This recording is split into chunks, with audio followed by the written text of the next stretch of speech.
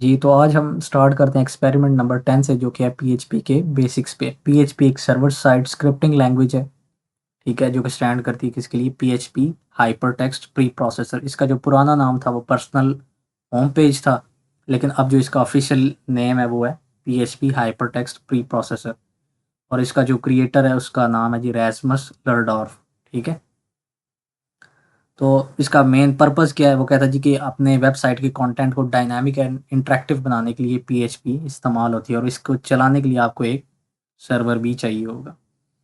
बाकी वो कहता है जी कि पीएचपी का जो टेक्स्ट है वो क्या इंक्लूड कर सकता है, तो वो जी एचटीएमएल, सीएसएस, जावास्क्रिप्ट, ये चीज़ें सारी इंक्लूड कर सकते हैं।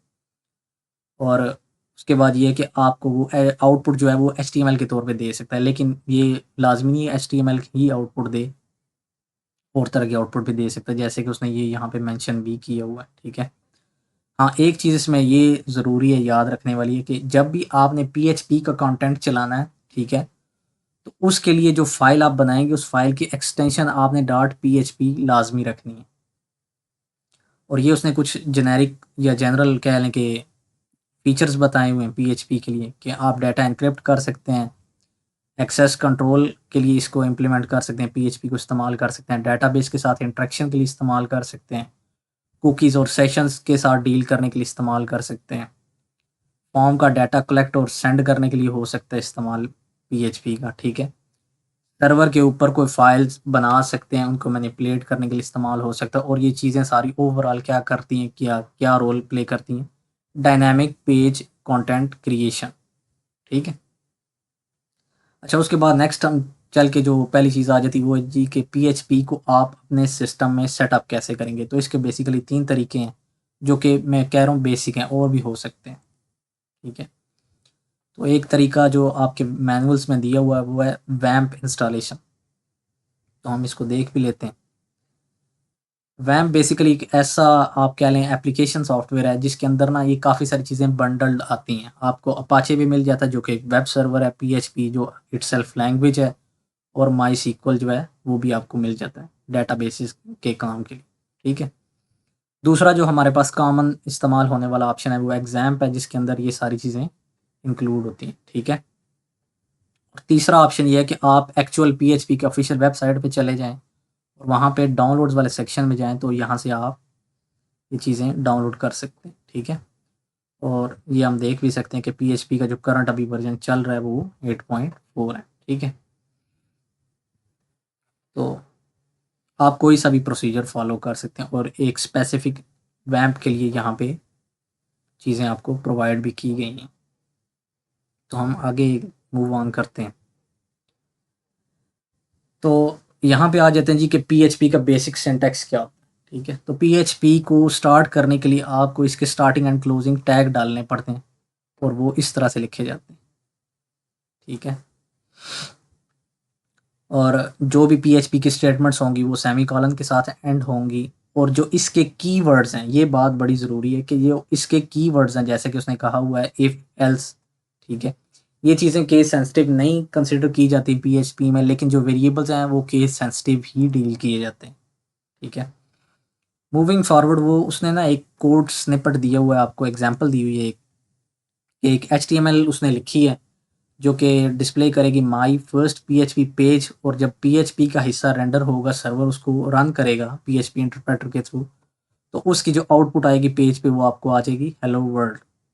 लेकिन इसमें एक चीज़ याद रखनी है कि कोई भी ऐसा कोड जिसके अंदर आपने पीएचपी डाली हुई हो और साथ एचटीएमएल हो या सीएसएस हो गई, तो उस फाइल की जो एक्सटेंशन है वो आपने डॉट पीएचपी रखनी है। अदरवाइज आपका जो पीएचपी वाला पोर्शन है वो चलेगा ही नहीं, ठीक है। मूविंग फॉरवर्ड हम आ जाते हैं जी पीएचपी के वेरिएबल्स पे, और इसके वेरिएबल्स के रूल्स एंड रेगुलेशंस वही हैं जो सी या सी प्लस प्लस जैसी लैंग्वेजेस के अंदर होते हैं। लाइक नेम डिस्क्रिप्टिव हो, वेरिएबल के नेम के अंदर स्पेस नहीं होनी चाहिए, स्पेशल करेक्टर नहीं यूज़ कर सकते with the exception of underscore, और नंबर के साथ स्टार्ट ना हो, ठीक है। PHP on top of that एक चीज़ ऐड करती है कि जो भी वेरिएबल्स होंगे वो डॉलर के साइन के साथ स्टार्ट होंगे, ठीक है। मूविंग ऑन, कहता है जी कि PHP is a loosely typed language. Loosely typed language का आगे उसने ये लिखा भी हुआ है मतलब, और इसका इन सिंपल मीनिंग ये है कि आप जो भी वेरिएबल बनाएंगे उसकी टाइप लिखने की ज़रूरत नहीं है आपको, कि वो इंट है, फ्लोट है, डबल है, कैरेक्टर है, कौन सा स्ट्रिंग है। तो पीएचपी में ये चीज़ लिखने की आपको ज़रूरत नहीं है। और इस तरह की लैंग्वेजेस को कहते हैं लूजली टाइप्ड लैंग्वेजेस। और उसने ऑन दी अदर हैंड कहा है कि सी या सी प्लस प्लस और जावा में आपको पहले उसका टाइप भी बताना पड़ता है वेरिएबल के साथ। ठीक है, हम कुछ वेरिएबल के एग्जांपल्स देख लेते हैं। तो ये जी एक सिंपल वेरिएबल बन गया, और स्ट्रिंग है तो हम डबल कोट्स के अंदर लिख सकते हैं। ठीक है, और आपको अगर याद हो तो सी और सी प्लस प्लस के अंदर जो है वो सी आउट और प्रिंट एफ जो है वो आप इस्तेमाल कर सकते थे डाटा को आउटपुट करने के लिए। तो इसके अंदर पीएचपी के अंदर जो कॉमनली यूज़ होने वाले दो ऑप्शंस हैं वो एक एको है और एक प्रिंट है। तो हम एको इस्तेमाल करते हैं, एको और आगे अपने वेरिएबल का नाम। अच्छा, तो एक चीज़ इसमें ये है कि हमने पहले ये कहा जी कि पीएचपी एक सर्वर साइड लैंग्वेज है। दैट मीन्स इसको रन करने के लिए आपको कुछ सर्वर सेटअप करना पड़ेगा या उसको रन करना पड़ेगा। तो मैंने जो इंस्टॉलेशन की है वो मैंने पीएचपी की वेबसाइट से जाके की है। मैंने ये वैम्प और एग्जाम्प सेटअप नहीं किए। तो उस केस में क्या है कि मैं पीएचपी का ना बिल्ट इन सर्वर भी इस्तेमाल कर सकता हूँ। पीएचपी के जो अब के वर्जन आते हैं उनमें एक बिल्ट इन वेब सर्वर भी दिया गया है, जिसके अंदर ये ना आप छोटा मोटा कोई भी कोड जो है वो टेस्ट कर सकते हैं। तो हम देख लेते हैं उसको रन कैसे करना है। हम अपनी डायरेक्टरी में चले जाते हैं जहाँ पे हमने कंटेंट रखा हुआ है अपना। तो इसकी कमांड ये है php-s लोकल होस्ट, और आगे हम कोई पोर्ट मेंशन कर देते हैं। तो ये कह रहा है जी कि local host has been started. आप कह सकते हैं कि development server has been started. तो हम इस यूआरएल को ओपन कर लेते हैं, जो कि मैंने ये ओपन की हुई है, और इसके अंदर मैंने एक फ़ाइल बनाई हुई है exp10.php के नाम से। अच्छा, अगर इस फाइल को मैं एक्सेस नहीं करता, इस पाथ पे जाता हूँ तो देखें वो एक एरर दे रहा है, नॉट फाउंड। वो इसलिए कि पीएचपी जब भी आप इसको रन करते हैं तो बाय डिफ़ॉल्ट ना वो index.php फाइल ढूंढने की कोशिश करती है। ठीक है, तो अगर पीएचपी को सर्वर की उस डायरेक्टरी के अंदर वो फाइल ना मिले तो फिर वो इस तरह का आपको एरर दे देता है। ठीक है, तो अभी हमने चूँकि अपनी फ़ाइल का नाम रखा हुआ है exp10.php, तो मैं इसको लिख लेता हूँ exp10.php। तो ये देखें जी, ये यहाँ पे सामने आउटपुट आ गई। ठीक है, इसी तरह आप अगर कोई इंटीजर टाइप का वेरिएबल बनाना चाहें, मतलब कोई नंबर है, तो वो आप डायरेक्ट लिख सकते हैं एज इज इक्वल टू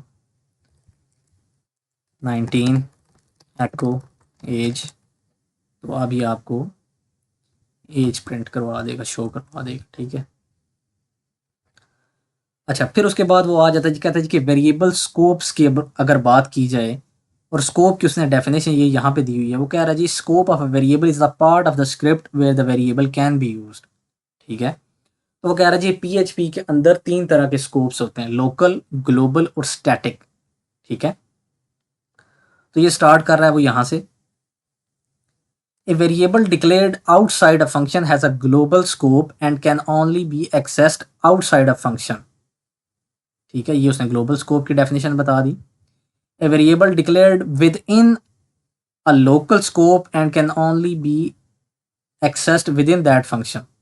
कि लोकल वो होता है जो कि फंक्शन की पैरेंथेसिस के अंदर अगर होगा तो वो उसको लोकली ट्रीट किया जाएगा, वो उसके आउटसाइड एक्सेसिबल नहीं होगा। जैसा कि ये एग्जांपल भी दी हुई है, कोड स्निपेट दिया हुआ है। तो ये देखें फंक्शन की बॉडी ये यहाँ पे है। ठीक है, माई टेस्ट यहाँ से इसकी बॉडी स्टार्ट हो रही है। तो देखें कि वाई जो है डॉलर वाई, यहाँ पे सेमी कॉलन भी मिस है। और पीएचपी अगर इस तरह का आप कोई चीज़ मिस करते हैं तो वो उस पर एरर भी देती है अनटिल एंड अनलेस आप उसको फिक्स करें। ठीक है, तो ये जो है ये इसकी बॉडी के अंदर डिफाइन हुआ है, dollar y is equal to 10। तो ये जो वाई है ये इस फंक्शन के हिसाब से लोकल है। ठीक है, और ये जो एक्स है वो इस फंक्शन की बॉडी के आउटसाइड डिफाइन हुआ है। तो ये एक्स जो है वो इसके लिए ग्लोबल स्कोप में आ रहा है, मतलब इस फंक्शन को इस एक्स के बारे में नहीं पता। ठीक है, तो हम इस स्निपेट को चेक कर लेते हैं जी। हम कहते हैं जी एक्स इज इक्वल टू 10, और फिर हम कह देते हैं फंक्शन टेस्ट समथिंग। हम इसको कोई डाटा नहीं देते और हम कहते हैं y इज इक्वल टू 20, और हम कहते हैं डू प्रिंट एक्स के एक्स को जो है ना वो प्रिंट करो। देखते हैं क्या कहते हैं।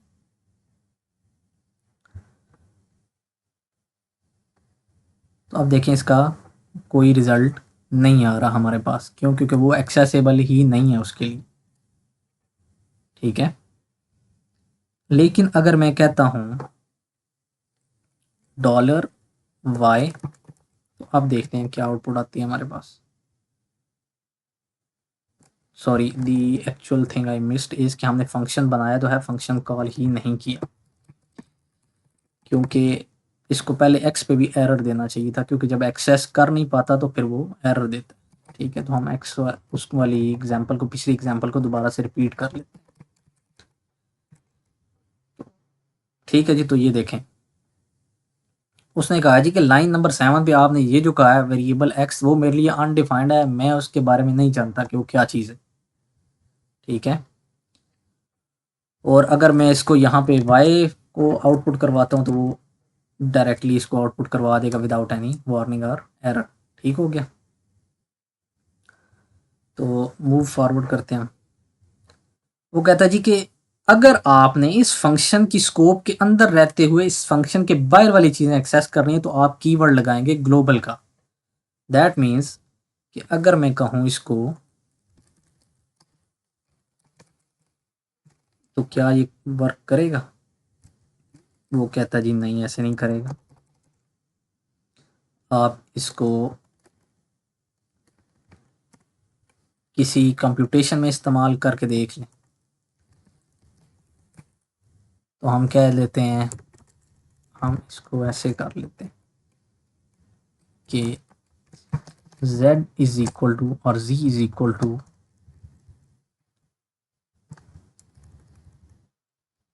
वो कह रहा है जी कि ग्लोबली इसको एक्सेस किया जा सकता है। तो हम इसको अगर कहते हैं ग्लोबल एको एक्स, तो क्या ये काम करेगा? वो कह रहा है जी नहीं, अनएक्सपेक्टेड सिंटैक्स का इशू दे रहा है वो। ठीक है, तो हम इसको अगर एक्सेस करें ग्लोबल, ठीक है, और फिर हम इसको एको करवा के अगर देखें तो देखते हैं क्या कहता है जी इसके बारे में। ठीक है, तो अब इसने वो वाला एक्सेस कर लिया। ठीक है, तो आपको यूटिलाइज करने के लिए इस तरह से यूज़ करना पड़ेगा। आपने देख लिया कि हम अगर इसको डिफरेंट वे में एको के साथ यूज़ करते हैं, वो कह रहा है जी कि सिंटैक्स का एरर है, आपका वो सिंटैक्स जो वो ठीक नहीं है। ठीक है, तो इसमें ये चीज़ भी होगी कि ग्लोबल को ना इस तरह से यूज़ करते हुए थोड़ी सी कम्प्लेक्सिटी है, तो बजाय इसके कि आप इस कम्प्लेक्सिटी में पढ़ें, आप डिफरेंट तरह की चीज़ें कर सकते हैं। या तो दोनों को बाहर रख लें, ग्लोबल कर लें, या दोनों को लोकल कर लें, अपनी कंप्यूटेशन आसान कर लें। लेकिन अगर मिक्स यूज़ करना है तो वो फिर ऐसे ही होगा। ठीक है, तो आगे चलते हैं हम। वो कह रहा है जी कि जो भी ग्लोबल वेरिएबल्स होते हैं वो एक ग्लोबल्स नाम की एक एरे होती है जिसके अंदर वो रखे जाते हैं और उनको इंडेक्स के जरिए एक्सेस भी किया जा सकता है। ठीक है, और वो कहता है जी कि वो फंक्शंस के विद इन भी एक्सेसिबल होती है, और उसके जो वेरिएबल्स हैं जो ग्लोबली स्कोप में पड़े उनको अपडेट भी कर सकते हैं। तो हम इसको टेस्ट करते हैं, क्या ये करता है ऐसे ग्लोबल्स। ठीक है, तो हम कहते हैं एक्स, सॉरी एक्स नहीं, हम इसको कहते हैं इंडेक्स पे। अगर जीरो इंडेक्स पे देखते हैं हम क्या पड़ा है, तो क्या वो एक्सेस करके देगा हमें? वो कह रहा है जी नहीं। तो हाँ, वो कह रहा है जी कि जो इसका इंडेक्स है वो नेम को होल्ड कर रहा है। ठीक है, तो जीरो जो इंडेक्स है वो किसको होल्ड कर रहा है? नेम को। दैट मीन्स कि अगर हम यहाँ पे कर लें, तो अब हम इनको करवाते हैं अगर इसको, तो फिर देखते हैं क्या होता है। नहीं,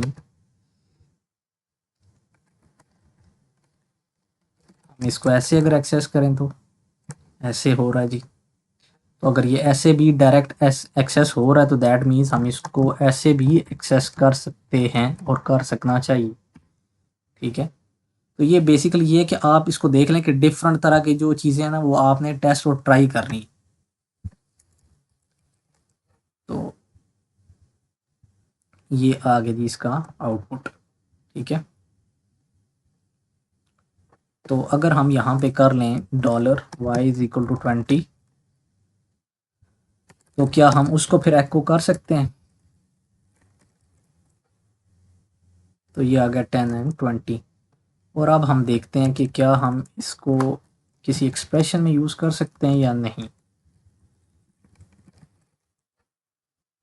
तो हम इसको इस तरह से आसानी से एक्सप्रेशन में यूज़ कर सकते हैं, बजाय इसके कि हम इसके साथ ग्लोबल का कीवर्ड लगाएं। ठीक है, तो ये जो चीज़ें हैं ना वो डिफरेंट तरह से आपने टेस्ट करनी भी है। आगे चलते हैं हम। अच्छा, अब इसमें एक चीज़ ये भी वो आगे बता रहा है कि अगर आप इस तरह से एक्सेस कर सकते हैं तो इसकी वैल्यू को भी अपडेट किया जा सकता है। ठीक है, नेक्स्ट उसने ये एग्जांपल भी दी हुई है आपको। वो कह रहा है जी एक्स ग्लोबल स्कोप के अंदर 5 रखा है और वाई ग्लोबल स्कोप के अंदर 10 रखा है, और यहाँ पे उसने क्या किया है, एक्स की ग्लोबली वैल्यू उठाई है और वाई की भी उठाई है और उनको सम अप करके इसके अंदर रख दिए। ठीक है, और वो कह रहा है अगर इसको एको किया जाए तो वो आपको 15 का रिजल्ट दे देगा। ठीक है, तो ये हमारे हो गए दो चीज़ें, एक लोकल स्कोप हो गई और एक होगी ग्लोबल स्कोप। तो हम हमारी जो तीसरी चीज़ है वो जो बता रहा है वो है स्टैटिक स्कोप। अक्सर औकात हमारे पास ऐसे होता है कि हम चाहते हैं एक फंक्शन चला, लेकिन जब भी उसकी बॉडी ख़त्म होती है तो उसके अंदर जो चीज़ें होती हैं, जो भी वेरिएबल्स बने होते हैं वो डिस्ट्रॉय हो जाते हैं। तो हम अगर ऐसा किसी सिनारियो में है कि हम चाहते हैं कि फंक्शन चले और उसके चलने के बाद उसकी वैल्यूज डिस्ट्रॉय ना हो, वो एज इट इज़ रिटेन रहें, ताकि नेक्स्ट कॉल भी जब हो तो वो पुरानी वैल्यूज़ को उठा के यूज़ करे। तो इस तरह के केसेस में आप फिर यूज़ करते हैं स्टैटिक का कीवर्ड। ठीक है, जैसा कि उसने ये एक पीएचपी का स्निपेट लिखा हुआ है, उसने लिखा है माई टेस्ट और उसने एक्स को देखें क्या डिक्लेयर किया, स्टैटिक। तो एक्स की इनिशियल वैल्यू है 0, पहले वो करेगा इस वैल्यू को आउटपुट और फिर उसने क्या कर दिया, इस वैल्यू के अंदर एक इंक्रीमेंट। तो अब जब ये पहली कॉल चलेगी तो आउटपुट क्या होगा, 0, और उस आउटपुट के होने के बाद उसकी वैल्यू इंक्रीमेंट होके 1 होगी। ठीक है, तो नेक्स्ट टाइम जब आएगा तो वो वही वैल्यू यूज करनी चाहिए उसको। ऐसा ही जी या नहीं? तो हम देख लेते हैं इसको, हम इसको अपने हिसाब से एडजस्ट कर लेते हैं। तो हम कहते हैं स्टैटिक x = 20, वो कह रहा है जी x को एको कर दो और फिर वो कह रहा है प्लस प्लस। तो हम इसको रन करके देखते हैं। तो ये आ गया जी 20। अच्छा, अब अगर हम इसको करें, इस फंक्शन को हम लेट्स सपोज 4 बार कॉल कर लेते हैं। ठीक है, तो ये क्या कर रहा है, 20, 21, 22 और 23 कि उसकी जो वैल्यू थी उसको रिटेन रखते हुए डिफरेंट फंक्शन कॉल्स के अंदर उसको वो इंक्रीमेंट करता जा रहा है। ठीक है, अगर हम चाहते हैं जी कि आउटपुट नई लाइन पे आए तो हम इसके साथ इस तरह से करके HTML भी इंक्लूड कर सकते हैं। और ये आप देख सकते हैं कि ये जो है HTML का एक टैग है जिसको कहते हैं ब्रेक रो।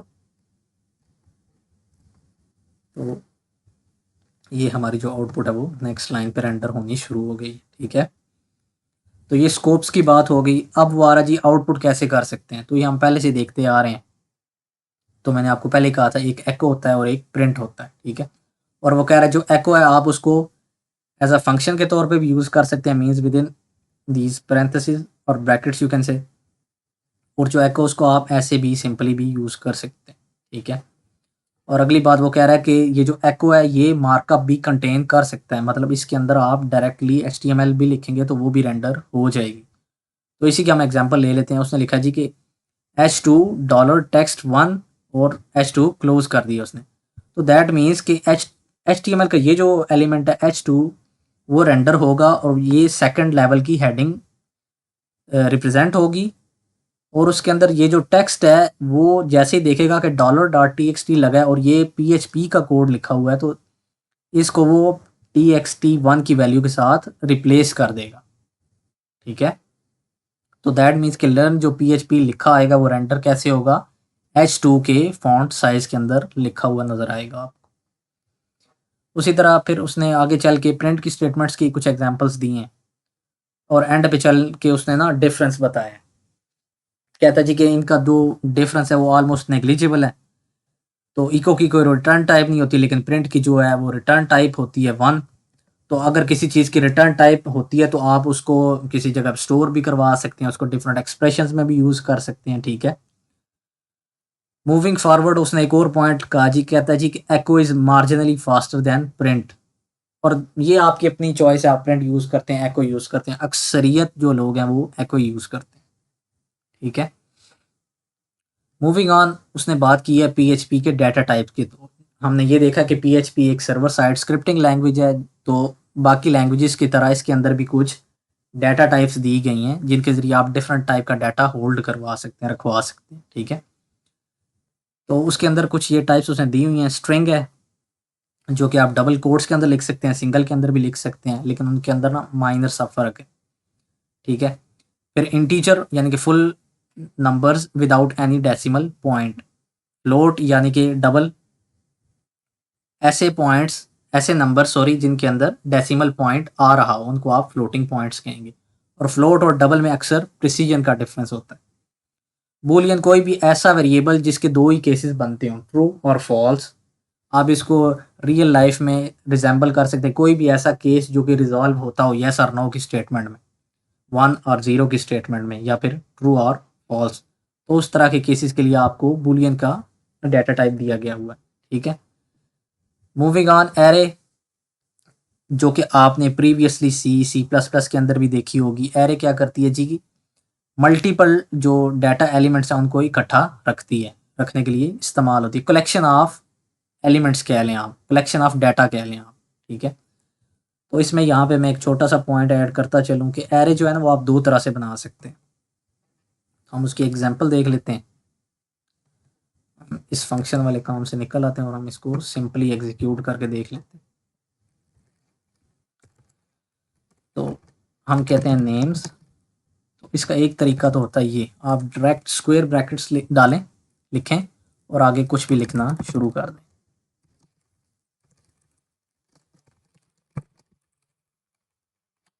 ठीक है। तो अब हम इनको अगर वन बाई वन इस्तेमाल करना चाहते, यूज़ करना चाहते तो हम इंडेक्स के ज़रिए भी मेंशन कर सकते हैं। और इसका भी पीएचपी के अंदर भी वही रूल है कि इंडेक्स जो है वो 0 से स्टार्ट होगा। तो हमने 0 को रेफ़र किया तो आउटपुट ये होना चाहिए, ठीक है। अगर हम 2 को करते हैं तो ये वाला आउटपुट होना चाहिए, ठीक हो गया। तो एकोस को इटरेट सॉरी एकोस को कह रहा हूँ कि आप अगर एरेस को इटरेट करना चाहते हैं तो उसके लिए एक स्पेशल लूप भी दी गई है पीएचपी के अंदर जिसको कहते हैं फॉर ईच लूप, ठीक है। वो भी आप देख सकते हैं एग्जांपल्स, वो बिल्कुल आसान सी है। उसके एग्जांपल मैं चलें दे भी देता हूँ आपको। For each names as name echo name के नेम्स वाली एरे को लो, उसको इटरेट करो और जो जो एलिमेंट आ रहा है उसको नेम के अंदर रखते जाओ और फिर हम एक्चुअल जो आउटपुट करवाना चाहेंगे वो उसके ज़रिए करवा लेंगे, ठीक है। तो ये मैं कह देता हूँ। अब हम इसको रन करके देख लेते हैं, ठीक है। ये सारे नेम्स आ गए। अच्छा, दूसरी एक और चीज़ ये है कि आप इसको एरे को एक और तरीके से भी लिख सकते हैं, और उसका तरीका ये है कि आप array as a function use कर, लाइक इस तरह से,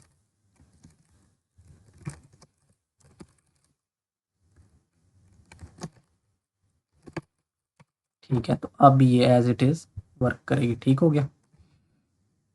और इसके भी वही हिसाब होंगे कि इसके भी इंडेक्स आप 0 1 2 करके तो एक्सेस कर सकते, ठीक है। और किसी इंडेक्स पे जाके आप उसकी वैल्यू भी चेंज कर सकते हैं। फॉर इंस्टेंस मैं कहता हूँ जी के नेम्स, और जो फर्स्ट इंडेक्स पे नेम है उसको मैं कह देता हूँ गोस्ट लीड। अब मैं कहता हूँ इसी को अगर आउटपुट करवाओ तो, ठीक है। तो ये वैल्यू अपडेट भी हो गई है इसकी, ठीक है। अच्छा, इसमें एक और चीज़ ये भी है कि आप पीएचपी के अंदर जो एरेज बनाते हैं आप उसमें मिक्स टाइप का जो है वो डाटा रख सकते हैं। अब पहला जो है स्ट्रिंग हो गया, दूसरा मैं कहता हूँ जी नंबर हो गया, और तीसरा मैं कह देता हूँ ट्रू। तो ये क्या हो गया, बूलियन हो गया, ठीक है। तो अब हम इसको आउटपुट कर लेते हैं। नेम्स तो हम कहते हैं 0, तो अब देखते हैं वो क्या आउटपुट करता है। ठीक है, ये आ गया। 1 पे हम अगर कहते हैं तो क्या करेगा, कोई नंबर प्रिंट कर दिया, और अगर हम 2 करें तो बूलियन, और जो ट्रू होता है उसको एज अ 1 रिप्रेजेंट किया जाता है। ठीक है, तो ये छोटी सी एग्जांपल होगी एरेज की, कि एरेज दो तरीके से बना सकते हैं, डिफरेंट टाइप का डाटा रख सकते हैं और उनको इटरेट कैसे किया जा सकता है। अच्छा, उसके आगे उसने कहा जी कि ऑब्जेक्ट की डाटा टाइप हो सकती है, मतलब आप पीएचपी को जो है वो फुली ऑब्जेक्ट ओरिएंटेड फैशन में भी इस्तेमाल कर सकते हैं, और ये ऑब्जेक्ट ओरिएंटेड को सपोर्ट भी करती है। ठीक है, आप कह सकते हैं कि PHP is an object oriented scripting language, तो आप इस तरह से भी कह सकते हैं। इसकी एक और डाटा टाइप दी गई है नल, और एक और है रिसोर्स। तो रिसोर्स जो है वो थोड़ा कंफ्यूज कर सकती है आपको। रिसोर्स ये है कि पीएचपी अपने थ्रू अगर किसी एक्सटर्नल चीज को मैनेज कर रही है तो वो उसको एज अ रिसोर्स कंसिडर करती है। जैसे कि आप फाइल हैंडलिंग में देखते थे कि हम सी या सी प्लस प्लस में कोई फाइल बनाई तो हम पॉइंटर सेट करते थे। ठीक है, तो वो क्या चीज़ है, अब वो एक्सटर्नल चीज़ है। तो पीएचपी अपने, हाँ, इसको क्या कहती है, इसको रिसोर्स का कंसेप्ट कहा जाता है, रिसोर्स का नाम दिया जाता है। आगे उसने एग्जांपल देनी शुरू कर दी आप हर डिफरेंट डाटा टाइप की, तो हम ये स्ट्रिंग भी देख चुके हैं, इंटीजर की एग्जांपल भी हम देख चुके हैं। अच्छा, इसने ना ये कुछ इसकी लेंथ बताई हुई है, कैपेसिटी कह लें आप, और वही इसने डेफिनेशन की, integer is a whole number. ठीक है, विदाउट एनी डेसिमल पॉइंट। अच्छा, इसने एक फंक्शन यूज़ किया var dump, और इसने पास किया x। इसको हम चेक करके देख लेते हैं कि ये क्या करता है।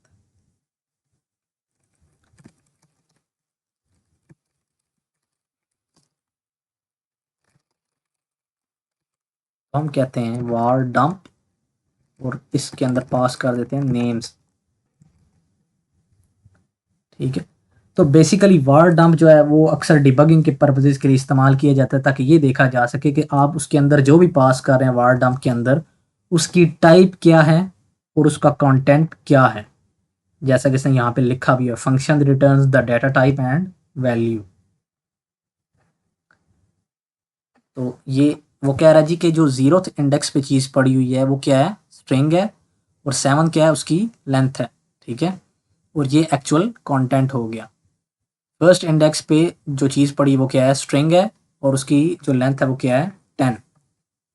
तो ये 10 जो है वो इंक्लूडिंग द स्पेस होती है, मतलब इस केस में जो बता रहा है 10, तो ये इंक्लूडिंग द स्पेस है, और स्पेस को भी इंक्लूड किया जाता है। तो अगर मैं कह देता हूँ, इसको मैं फॉर एग्जांपल चेंज कर देता हूँ, इसको मैं कह देता हूँ 1 2 3, और यहाँ पे मैं कह देता हूँ फॉल्स। ठीक है, तो अब वो कह रहा है 0 को हमने टेम्पर किया ही नहीं, चेंज नहीं किया, तो एज इट इज़ आ रहा है। दूसरे को देखें वो किस तरह से ट्रीट कर रहा है, इंट के तौर पे। ठीक है, और एक्चुअल में उसकी वैल्यू बता रहा है। और वो कह रहा है जी दूसरे इंडेक्स पे जो चीज़ पड़ी है वो क्या है, बूलियन टाइप किया, और एक्चुअल में क्या है, फॉल्स। ठीक है, अच्छा, इसके साथ ना, इसके साथ बिल्कुल इस जैसा एक और फंक्शन भी यूज होता है जिसको कहते हैं प्रिंट आर, यानी कि प्रिंट रिकर्सिव। तो ये भी आपको एज अ जनरल डाटा का ओवरव्यू देता है, लेकिन ये ऐसा जो उस तरह से डिटेल नहीं आपको चीज़ें बता रहा, आप देख भी सकते हैं। ठीक है, तो ये दोनों अक्सर लोग इंटरचेंजेबली यूज़ करते हैं, ताकि अपने कोड को टेस्ट कर सकें कि किस तरह का डाटा आ रहा है किसी जगह पे, उसको कैसे डील करना है, कैसे इंटरप्रेट किया जाए। ठीक है, लेकिन अक्सरियत लोग जो है वो वार डंप यूज़ करते हैं। आगे उसने चल के पीएचपी फ्लोट की एग्जांपल दी है एक, फिर उसने बूलियन का केस दिया है। ठीक है, एरे की बात की है उसने, कि एक सिंगल वेरिएबल के अंदर ही आप मल्टीपल वैल्यूज़ कैसे स्टोर कर सकते हैं, तो हम एरे के ज़रिए कर सकते हैं। ठीक है, तो यहाँ पे ख़त्म होता है जी कि पीएचपी की जो बेसिक चीज़ें हैं। ठीक है, तो इसमें आपने ये सारी चीज़ें प्रैक्टिस करनी है। जैसा कि आपने देखा होगा कि जो ग्लोबल का कीवर्ड है वो आप डिफरेंट तरह से अगर यूज़ करते हैं तो वो इशू क्रिएट करता है। ठीक है, तो उसका एक स्पेसिफिक वे हमने देखा, जिसमें आप उसको यूज़ करके तो उसको मैनिपुलेट भी कर सकते हैं, उसकी वैल्यू अपडेट कर सकते हैं, और एक्सप्रेशंस के अंदर यूज़ भी कर सकते हैं। और बाकी हमने पीएचपी का बेसिक इंट्रो देखा, जिसके अंदर था हमारा कि हम चीज़ें आउटपुट कैसे कर सकते हैं, तो उसकी हमने दो चीज़ें देखी, एको और प्रिंट। फिर उसके बाद पीएचपी की जो मेन चीज़ें आई वो आ गई की डाटा टाइप्स। ठीक है, तो आई थिंक आज के लिए यहाँ पे हम इसको वाइंड अप करते हैं।